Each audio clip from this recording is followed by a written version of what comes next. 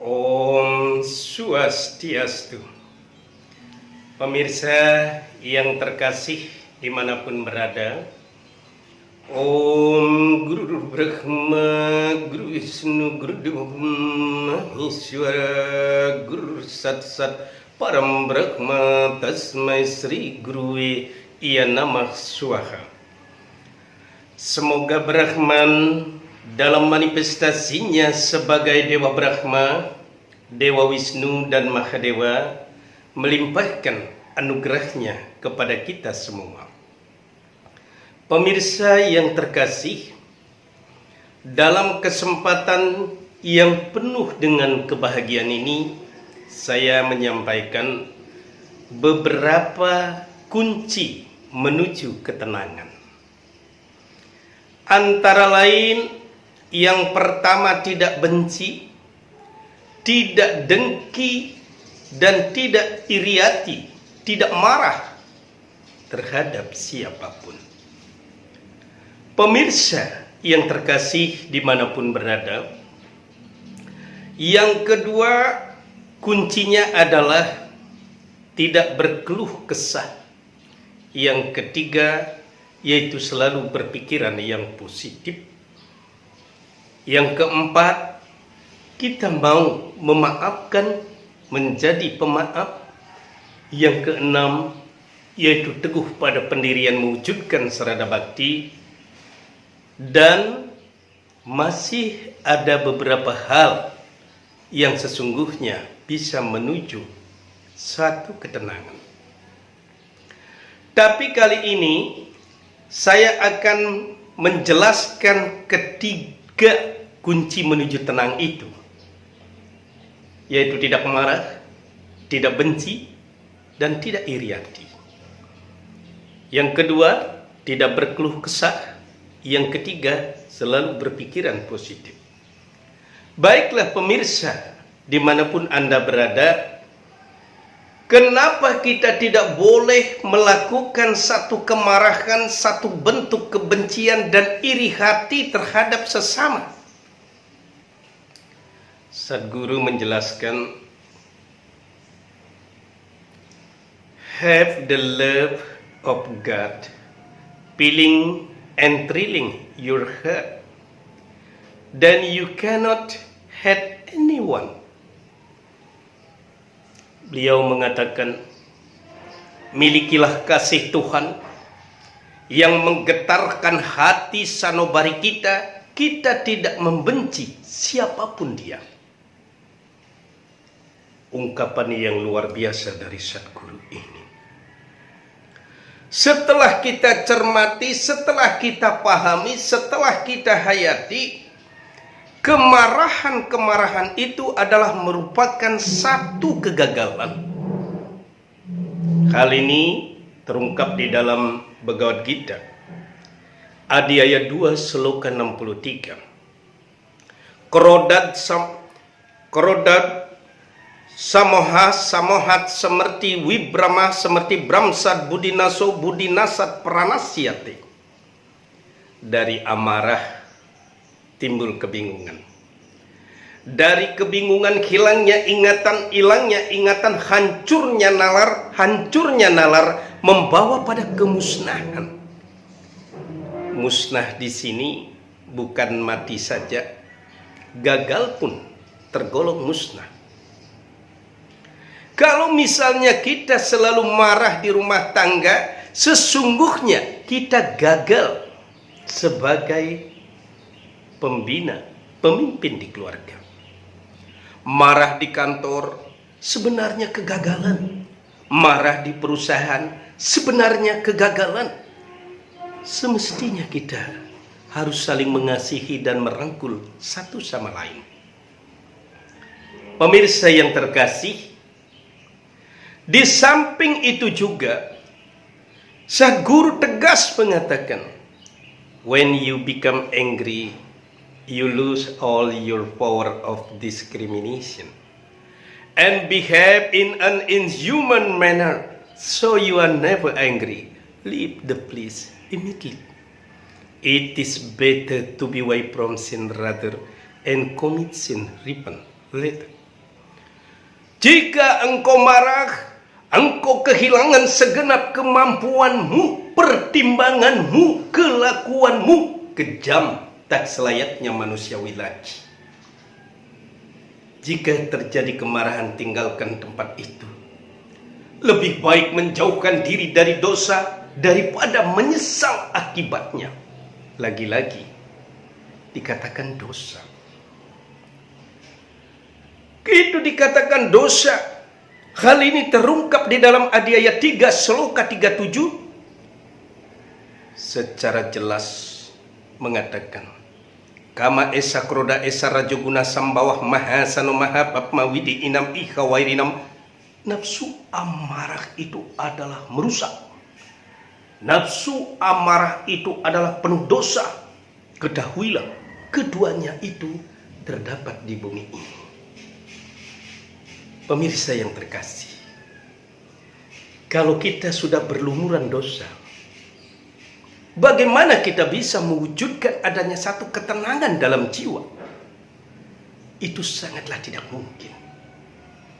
Karena itu, kita harus menjauhkan diri kita dari semacam bentuk dosa yang berupa kemarahan maupun kebencian itu. Pemirsa yang terkasih, di sini kita juga dianjurkan untuk tidak memiliki sifat-sifat hiriati. Kadangkala melihat teman maju, banyak yang iri. Kadangkala melihat sahabat teman yang maju dalam ekonomi, iriati bukan main, dan lain sebagainya. Hal ini dilarang sesungguhnya sesuai dengan konsep agama. Di dalam Sarasa Musaya 88, Abidialuh paraswesunehana muntranandati tasmat santiaja David sata suka, yang artinya seseorang yang menginginkan milik orang lain dan ada perasaan dengki iri terhadap kebahagiaan orang lain, selama itu dia tidak pernah yang menemukan satu ketenangan, baik di dunia ini maupun di dunia yang lain. Maksudnya sunya amarta akhirat. Pemirsa yang terkasih, maka daripada itu, untuk mencapai satu ketenangan ini, mari kita belajar meninggalkan perlahan-lahan satu bentuk kebencian, kemarahan, iriati yang selalu menyelimuti kepala kita. Saya yakin kita mampu, asal ada kemauan dari dalam diri. Pemirsa yang terkasih, yang kedua adalah berkeluh kesah. Banyak kita pantau, banyak kita lihat, banyak kita saksikan, sedikit-sedikit orang berkeluh kesah, mengatakan kelemahan, mengatakan kekurangan, mengatakan penderitaan, mengatakan kesedihan yang dihadapi di dalam keluarga.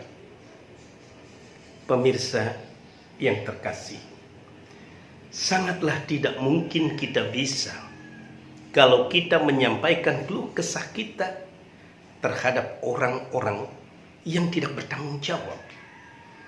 Misalnya di pewayangan kita mendengar Sengkuni, dia mencari omongan di sana, dibawa ke sini, di sini dibawa ke sana, yang sifatnya mengadu domba seperti itu.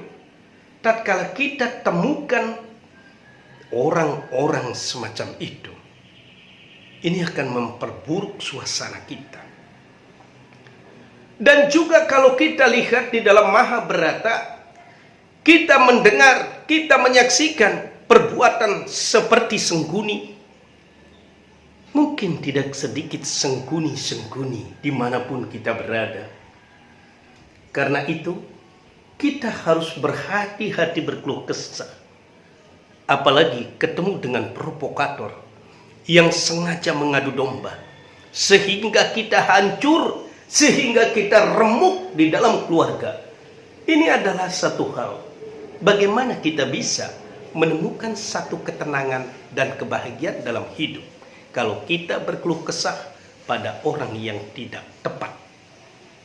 Itulah sebabnya Tuhan bersabda, tiada durjana samsargam, hindari bergaul pada orang-orang jahat, karena suatu ketika dia akan menjahati kita. Mengapa orang jahat yang kita ajak bisa menjahati kita?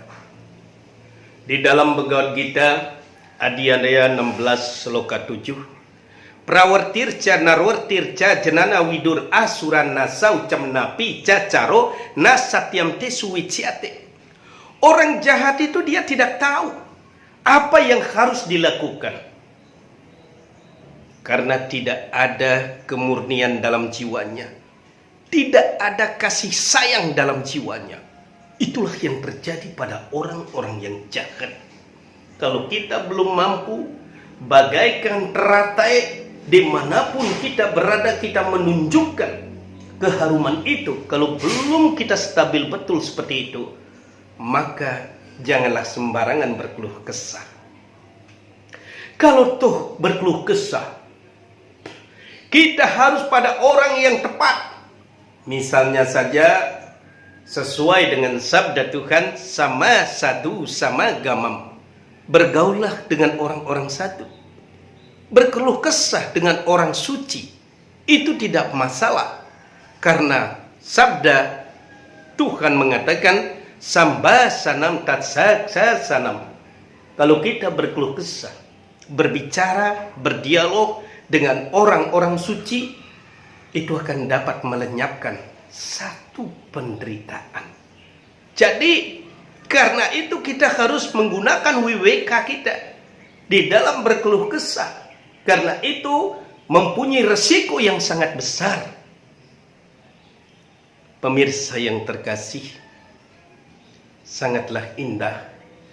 Hanya ada satu, kita tidak perlu berkeluh kesah, tapi lakukan Kuru Punya Ahora Hatra. Siang malam kita lakukan perbuatan yang berpahala. Yang ketiga, selalu mempunyai pikiran yang positif. Mengapa kita harus punya pikiran yang positif? Di sini kita harus menanggapi kalau toh juga ada orang menghina, mencaci. Anggap saja itu sebagai motivasi, evaluasi diri, introspeksi diri, sehingga kita yakin tampil lebih baik dari sebelumnya. Karena itu akan membawa ketenangan pikiran kita. Itulah sebabnya Tuhan bersabda di dalam Adhyaya 17 sloka 16, mana prasada somyatwam maunam atma winigraha bawasam sudir etyata tapo manasam ucyate. Pikiran kita harus tenang, jiwa kita harus bersih dan mengendalikan indria. Itulah pesan nasihat orang-orang suci kita. First of all, man should acquire control over his senses, nihilation anything that is evil. Make every effort to be away from evil, only then will spiritual power grow in you more and more. Pertama-tama manusia harus mengendalikan indria itu dengan baik. Sedapat mungkin tidak melakukan satu bentuk kejahatan sekecil apapun. Hanya dengan cara itu, spiritual kita akan tumbuh dan berkembang dengan baik. Pemirsa yang terkasih, untuk menuju tenang, tidak benci, tidak marah, tidak iri hati, tidak berkeluh kesah, dan selalu mempunyai pikiran-pikiran yang positif, awi genam Tuhan memberikan anugerah kepada kita.